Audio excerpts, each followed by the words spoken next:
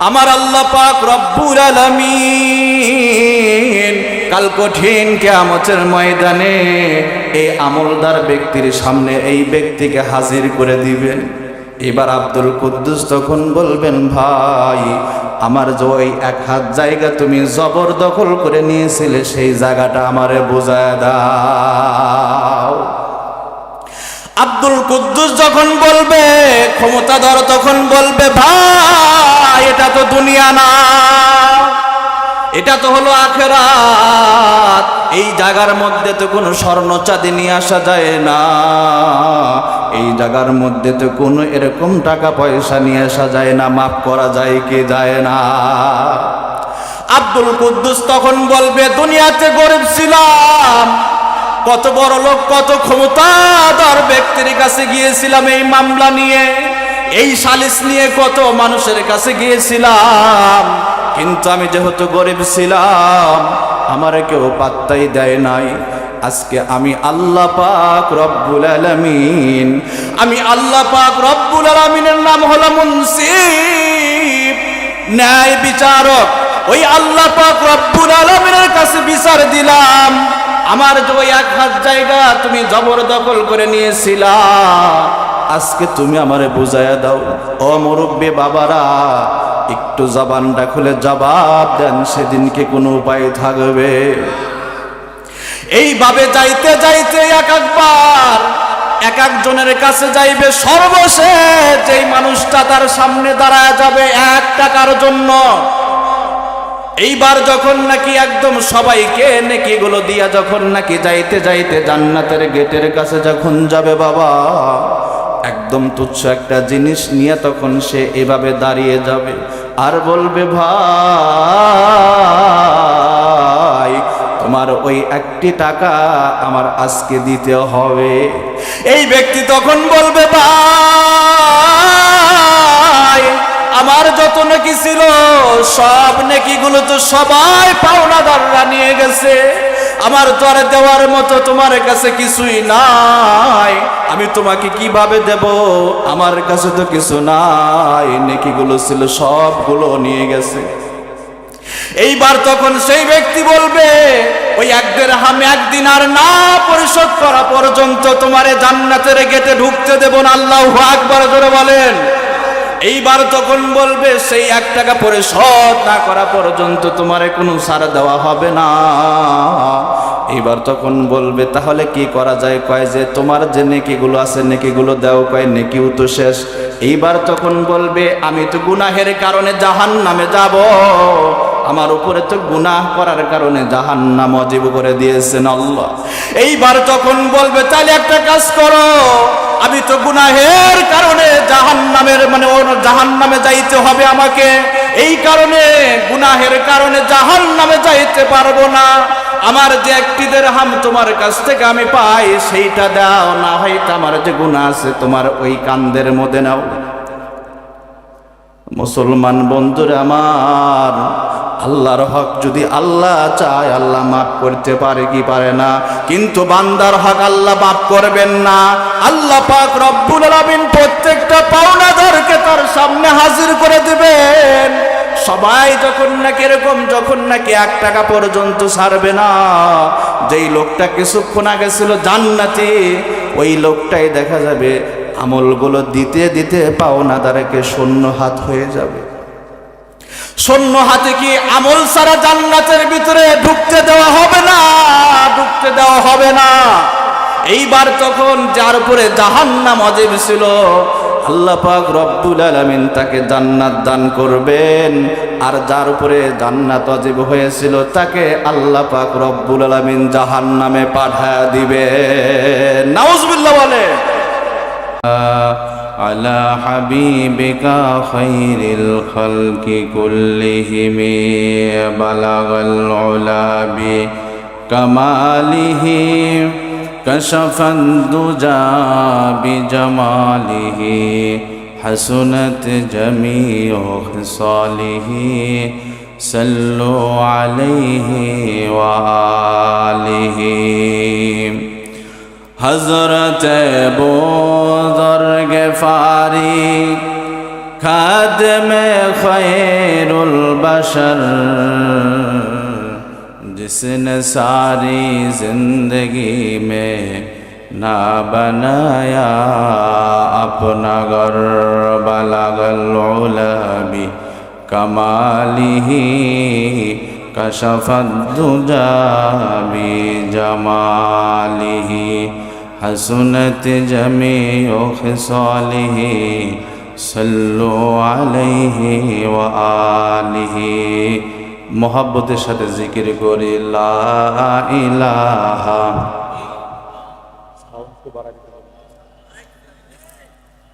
इल्लाल्लाह ला इलाहा इल्लाल्लाह ला इलाहा इल्लाल्लाह ला इलाहा जोरे ला इलाहा इल्लाल्लाह ला इलाहा इल्लाल्लाह ला इलाहा इल्लाल्लाह ला इलाहा इल्लाल्लाह ला इलाहा इल्लाल्लाह।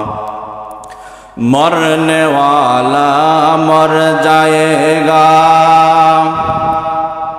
मरने वाला मर जाएगा, जीने वाला कोई नहीं,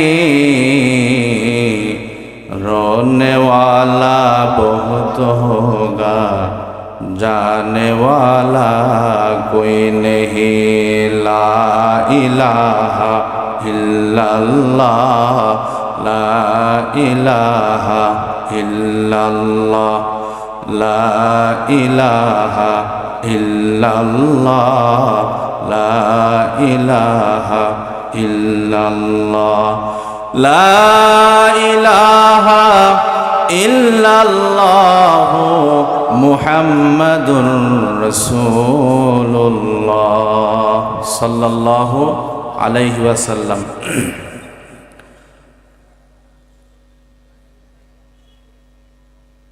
নিতাই শামসুল উলুম কওমি হাফিজিয়া মাদ্রাসা ও ইতিমখানার হাফেজ ছাত্রদের দস্তারবন্দি উপলক্ষে এক বিশাল ওয়াজ মাহফিলের আজকের এই ওয়াজ মাহফিলের অত্যন্ত শ্রদ্ধাভাজন সম্মানিত সভাপতি, আজকের মাহফিলের প্রধান বক্তা, দ্বিতীয় বক্তা,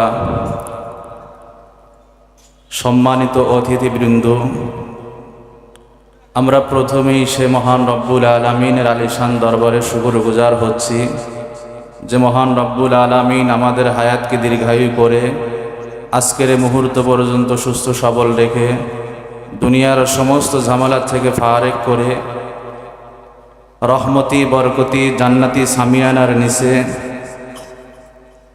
কোরআনের মাহফিলে আসবার এবং বসবার তৌফিক যে মহান রব্বুল আলামিন আমাদেরকে দান করলেন, সে মহান রব্বুল আলামিনের আলিশান দরবারে সকলেই দিল থেকে মহাব্বত নিয়ে কালিমাতুশ শুকর আদায় করি, সকলেই জবান করে পড়ি আলহামদুলিল্লাহ। দরুদ ও সালাম বর্ষিত হোক বিশ্ব মানবতার মুক্তির সনদ সাইয়্যিদুল আম্বিয়া সাইয়্যিদুল মুরসালিন শাফিউল মুজনিবিন সাকিয়ে কাউসার দুজাহানের সরদার যে নবীর তরিকা ও আদর্শের মধ্যে মানব জাতির ইহকালীন শান্তি ও পরকালীন মুক্তি, সেই নবীর প্রতি ভক্তি ভরা দরুদ প্রেরণ করে সকলেই পড়ে নি সাল্লাল্লাহু আলাইহি ওয়াসাল্লাম। মুআজ্জাজ হাজিরিন, সময় সংক্ষিপ্ত, আমি আপনাদের খেদমতে এই মুখতাসার সময়ে একটি গুরুত্বপূর্ণ বিষয়ে আলোচনা করব। যদি সুর না দেওয়া হয় তাহলে কি শুনবেন? কিছু জোরে বলেন, শুনবেন না? ঝামেলায় পড়ে গেলাম। আমার পরে যে বক্তা বয়ান করবে পর্দার আড়াল থেকে যদি শোনেন মনে হবে যে হাফিজুর রহমান সিদ্দিকী কুয়াকাটা হুজুর বয়ান করতেছেন। তো সেই হিসাবে আমার যেগুলো গ্যাপ হবে আশা করা যায় আপনাদের দ্বিতীয় বক্তা ওই গ্যাপটা পূরণ করে দেবে। আমি আপনাদের সামনে ভাঙ্গা ভাঙ্গা দু চারটি কথা রাখবো, খুবই গুরুত্বপূর্ণ। আমি আপনাদের খেদমতে আলোচনা করব একটি নির্দিষ্ট বিষয় নিয়ে, সেটা হলো হক। এই হক, এটার লিস্ট এবং ফেহরিস্ত অনেক লম্বা। প্রথমেই আল্লাহ রব্বুল আলামিন আমাদেরকে সৃষ্টি করেছেন, এ কারণেই প্রথমে হক হলো আল্লাহ তাআলা আমাদের কাছে কিছু পান, সেটা হলো 5 ওয়াক্ত নামাজ, এটা আল্লাহর হক। রমজান মাসে রোজা রাখা, যাকাত ফরজ হলে যাকাত প্রদান করা, এরপরে হজ্জে বাইতুল্লাহর যদি তৌফিক এবং সামর্থ্য থাকে তাহলে তার হজ করা, এটা হলো আল্লাহর হক। আল্লাহর হকের পরে পৃথিবীতে হক পান হলো নিজের জন্মদাতা মা এবং বাবা, ঠিক না ভাই? ঠিক, জোরে বলে। এরপর হলো ছেলে মেয়েও আপনার কাছ থেকে কিছু হক পাবে। এরপরে করিবে রিশতাদার, নিজের নিকটতম আত্মীয় স্বজন যারা আছে তারাও কিছু হক পায়। এরপরে আপনার পুরুষই যারা আছে, প্রতিবেশী, তারাও আপনার কাছ থেকে আমার কাছ থেকে কিছু হক পায়। এরপরে হলো আওয়ামুন নাস, জনসাধারণ মানুষ আমার কাছে আপনার কাছে কিছু হক পায়, ঠিক না ভাই? ঠিক, জোরে বলে। আল্লাহর হক, নামাজ রোজা হজ যাকাত যদি কেউ আদায় না করে, আল্লাহর নাম যেহেতু রহমান, আল্লাহর নাম যেহেতু রহিম, আল্লাহর নাম যেহেতু গফফার গফুর, আল্লাহ পাক রব্বুল আলামিন যে কোনো সময় ইচ্ছা করলে তার প্রতি দয়া করে মাফ করে দিতে পারেন কি পারেন না বলেন। কিন্তু একটি হক আছে, যেই হকটি মাফ হবে না, যেই হককে বলা হয় হুকুকুল ইবাদা, বান্দার হক। এই বান্দার হক যদি কেউ নষ্ট করে তো আল্লাহ মাফ করতে পারবেন না বা পারেন না সেটা বলবো না। আল্লাহ তো হলো কাদের মতলব, জিন্দাকে আল্লাহ তাআলা মুহূর্তে আল্লাহ তাআলা জীবিত মৃত করতে পারেন, মৃতকে আল্লাহ তাআলা মুহূর্তেই জিন্দা করতে পারেন। সে ক্ষমতা আমার আল্লাহর আছে না নাই? জোরে বলেন। কিন্তু বান্দার হক যতক্ষণ পর্যন্ত বান্দা মাফ না করবেন ততক্ষণ পর্যন্ত নিজাম অনুযায়ী সেটা মাফ হবে না, ঠিক না ভাই? ঠিক, জোরে বলেন। আমার রাসূল একদিন সাহাবীদেরকে ডাক দিয়ে বললেন, সাহাবীরা শোনো, তোমাদের ভিতরে সবচেয়ে বড় অভাবী এবং সবচাইতে বড় দুঃখী কে? সাহাবীরা উত্তর করলেন, ইয়া রাসূলুল্লাহ, ইয়া হাবিবাল্লাহ, আমাদের ভিতরে সবচেয়ে বড় অভাবী আর বড় দুঃখী হলো তারা যাদের কাছে নগদ অর্থ করি নাই, ঠিক না ভাই? ঠিক বলেন। আমার নবীজি সাল্লাল্লাহু আলাইহি ওয়াসাল্লাম তখন বললেন, সাহাবীরা, তোমরা যেমনটি মনে করছো আসলে ব্যাপারটি এরকম না। জোরে কোন সুবহানাল্লাহ। আমার রাসূল বলেন, ও সাহাবীরা, দিলের কানগুলো লাগাইয়া ভালো করে শুনে নাও, যাদের কাছে নগদ অর্থ করি নাই তারা যে আসলে প্রকৃত অভাবী, প্রকৃত দুঃখিতা না, বরং আমার উম্মতের মধ্যে তারাই কিয়ামতের ময়দানে সবচাইতে বড় অসহায় এবং দুর্বল হবে। যাদের নামাজের ব্যাংকের মধ্যে নামাজও কোনো কমতি নাই, যাদের রোজার ব্যাংকের ভিতরে রোজারও কোনো কমতি নাই, হজ বছরে একবার করে, উমরা বছরে 2 বারও করত, কিন্তু আমার রাসূল বলেন এইভাবে নেকির পাহাড় নিয়ে যখন নাকি আমার উম্মত উঠবে, এইবার যখন নাকি আমলের কারণে তাকে যখন নাকি জান্নাতের টিকিট আনা দেওয়া হবে, জান্নাতের মালিকানা যখন নাকি দেওয়া হবে, এই আল্লাহর বান্দা তখন জান্নাতের টিকিট নিয়ে ফেরেশতারা তাকে এরকম জান্নাতের দিকে যখন নাকি রওনা হবে, পথের ভিতরে আব্দুল কুদ্দুস নামে এক ব্যক্তি ধরেন দেখা হবে, তার বাড়ির পাশের লোক। সে ছিল ক্ষমতাধর লোক, সে ছিল হলো এক দল ক্ষমতার লোক। এ কারণেই সে দল ভারী করার জন্য বাড়ির পাশের মানুষটা গরিব ছিল, যার কারণে জুলুম করে 1 হাত জায়গা জবরদখল করে নিয়েছিল। এই জাতীয় মানুষ সমাজের ভিতরে আছে না নাই বলেন? আমার আল্লাহ পাক রব্বুল আলামিন কাল কঠিন কিয়ামতের ময়দানে এই আমলদার ব্যক্তির সামনে এই ব্যক্তিকে হাজির করে দিবেন। এবার আব্দুল কুদ্দুস তখন বলবেন, ভাই আমার যে ওই 1 হাত জায়গা তুমি জবরদখল করে নিয়েছিলে সেই জায়গাটা আমারে বুঝায় দাও। আব্দুল কুদ্দুস যখন বলবে, ক্ষমতাধর তখন বলবে, ভাই এটা তো দুনিয়া না, এটা তো হলো আখিরাত।